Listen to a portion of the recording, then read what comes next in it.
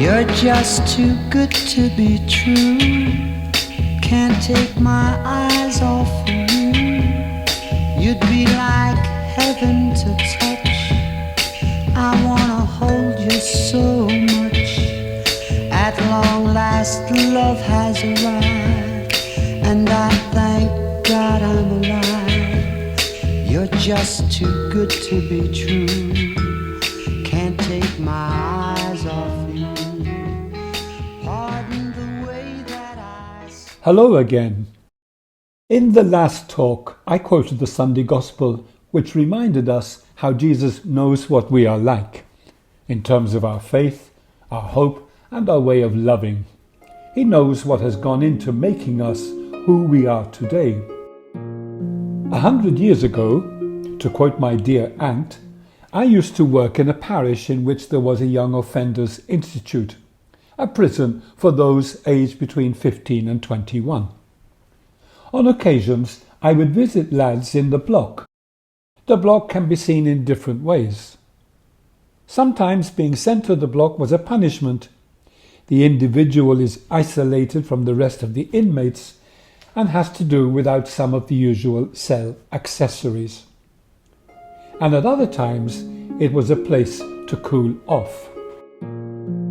You may ask the question, what has all this to do with Lent?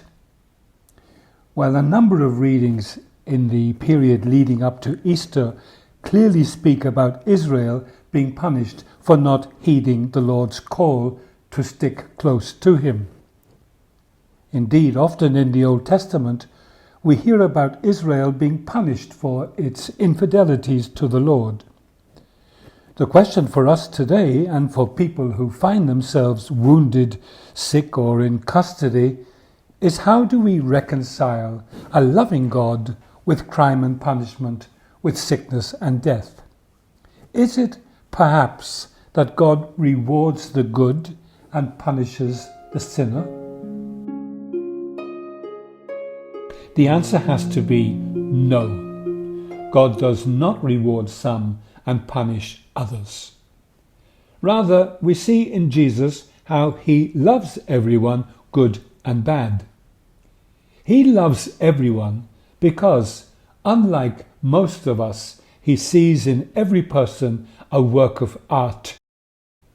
In some ways, it is our failure to see ourselves and others as God's work of art that makes all of us capable of lashing out at others with our tongues or our fists.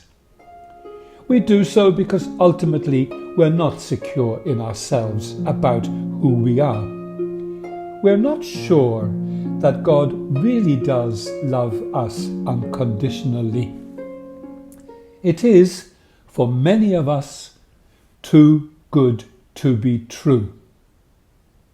Instead of believing in God's unconditional love for each one of us, that we are his beloved children, we doubt who we are and trust more in what people say about us. On Holy Thursday of last year, Pope Francis went to a prison for minors located in the outskirts of Rome. There, as part of the Last Supper liturgy, he washed the feet of some of the young people who were imprisoned there.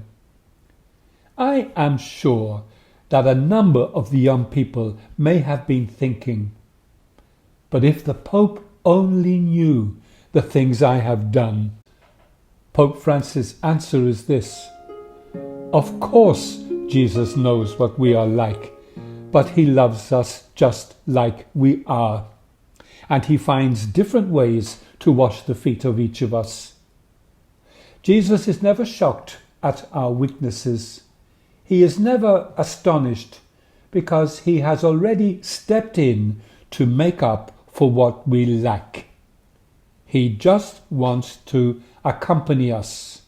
He wants to take us by the hand so that life won't be so harsh for us. Very few of us can say, thanks be to God, I'm not like, him or her. If I am not like that person, it is because of the grace of God. Each one of us can slip. Every one of us can fall. And this awareness, this certainty that each of us can slip, can fall, can fail, is what gives us the dignity, listen to the word, the dignity of being sinners. A dignity that comes from turning to Jesus, the one who said, I come to save you, to serve you, and asking him to wash our feet. Too good to be true? Of course not. God bless you all.